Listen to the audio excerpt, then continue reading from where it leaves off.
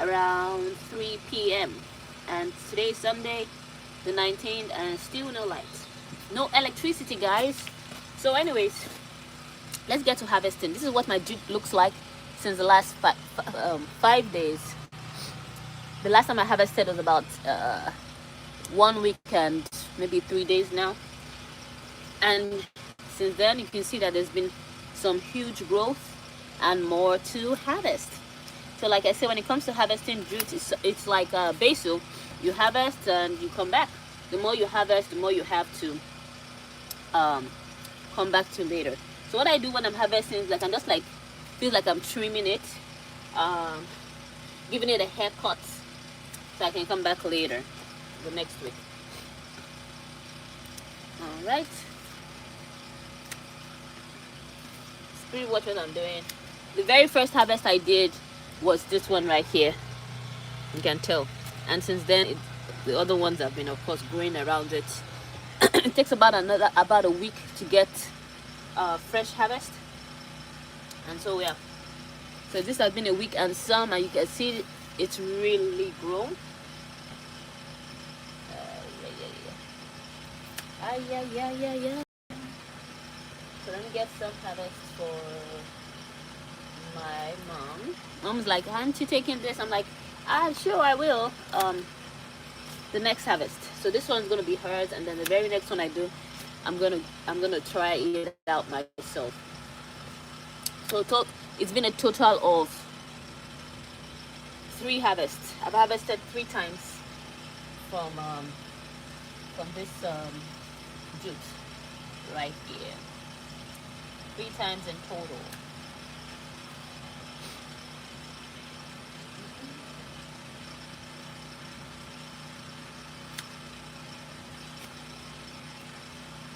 And I'll say one reason I believe it's successful in this area is because of the soil condition and then the amount of light that comes to this area. It doesn't have full sun. It has like partial sun, so half day. So like around 3 o'clock, welcoming in the afternoon, that's when sun comes here and up until sunset. And then secondly, the soil here, the condition is it's more of a sandy soil than anything. So that's another reason why I believe it's growing very well in this area. The soil condition as well as the light condition, which for the most part is true for any plant, right? You gotta make sure you have the right environment if you want the plant to grow well. And for those who are just joining, this right here is jute leaves, also known as ewedu in my country. How we do it where I come from is we blend it. You take this, we blend this, and then boil it. When you boil it, it has this, for lack of a better term, I'll say slimy, drawy texture to it, and it's really healthy, especially for babies that are just learning how to eat and all that good stuff. It's good for everybody, but it's really good for babies. So if you have babies, then yeah, this is a good one. Alright, so I'm just giving it a haircut, and in about a week it's gonna grow tall again. We stream. I don't know what we stream means, but welcome in. Are you asking me where am I streaming? Alright, I think I'm almost done with my haircut.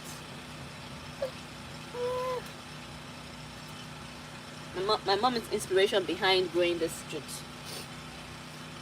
So I think I'm done with my haircut. So this is what we got. They were this high prior to you, for those who are just joining, and now I cut them. And this is my basket. It almost fills my basket. The quantity I'm able to grab from there. Alright, so like I told you guys, I've not been in my garden for 5 days now. So the next thing I'm going to do is show you guys around my garden. There was a heavy rain yesterday, and from my window in my room, I can tell that some things have been I don't know if I'll call it damaged, but affected by the flood. So I'm going to switch my camera around and show you what my garden is like since the last 5 days since I last visited the garden. Alrighty, so here's my okra.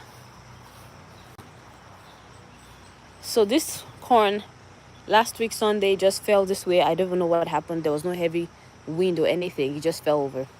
And here's my okra right here doing its thing. You know, at this point I'm like, I might just take off majority of this corn, because it's just like, look at it now, it's messing with my other. And this is my cowpea here. This beans, um Nigerian beans. I'm yet to see if flower or anything like that, but in my bigger garden it's started flowering. And here's my cucumber, and I grew this trellis here. You guys see the cucumber? In my mind I thought this trellis would handle the cucumber and that would be all, but nope, that's not all. The cucumber keeps growing and growing. It's my first time growing cucumber, so I guess I didn't know what to expect. I thought just having this trellis here would do. So I did trellis with the bamboo sticks, and I did 3 of them. I don't know if you guys can see. I can't even open this, but can you guys see? Yeah, so in my mind I thought if I did this that would suffice for this cucumber, but nope. The cucumber is growing and it's growing and it's growing out of here, and I didn't intend for it to crawl, but it looks like it's gonna start crawling. Do you guys see that? I'm like, Lord Jesus, what have I done? Or I do, because I don't want it crawling. That's the whole extent of me creating a trellis to begin with. So if anybody's a cucumber expert here watching me, please let me know. Look what it's doing over there too. It's also growing on my walls. Can you imagine? Hey, cucumber, no, we're not doing that. What do I do, guys? This is growing into my wall. Boo boo, no, we're not doing that, buddy. Come on, come on, come here. Find somewhere else to trellis. Like you have this trellis here. So guys, this is where we have problems. The cucumber decided to start growing on their own somewhere else. The spot I provided for them, and I think because they've outgrown the spot right here, so that's where we have a problem. You see that? So I don't know what to do now. Look at this. It's even grown on the corn. You guys see that? Crazy, crazy, crazy, crazy. Let me move this. I'm like, okay, you guys, you've been trellising since God knows when. When are you guys gonna start producing some flowers and giving me some cucumbers? Like, well, it's been 2 months now. Stop trellising, start producing. Okay. So that's what we have here. Leave the corn alone, buddy. Leave the corn alone. Let's see. Form your thing here. So if you guys have any advice for these cucumbers, I would appreciate it. But overall, the cucumbers are doing very well. I'm yet to see any flowers from them, because typically for plants, vegetables and stuff like that, when you see flowers, that's a sign that fruits is about to ensue. So that's what I'm waiting for my cucumbers. Now let's go to my largest area where I have my other crops or herbs, as you'd like it. This is my pineapple here that I grew. That started growing about maybe 3 weeks ago or 2 weeks ago. We're gonna see how they do. But yeah, so it's day 5 since last time I came here was 5 days ago. Yesterday there was a heavy rain, and it caused my tomatoes to fall over this way, and now I don't even have a passage to go through my my garden. I gotta figure out how to fix that. Okay, so this is what has happened since the rain, guys. And of course the tomatoes are ever growing endlessly. My peas are nicely growing upwards, and this is why this was the reason why I got this trellis here, because my idea was that it would grow upwards and like this, and I'll start picking up. I'll be picking the beans from up here. But then, you know, there was back and forth research about some pinto beans or push beans from the, you know, what people say. So this will be a bush bean. So on that note, I thought, okay, it's gonna be a bush bean. I moved some of them to the other side, and now it's a mess, guys. It's a mess in here. But this one here that I left behind has been growing upwardly.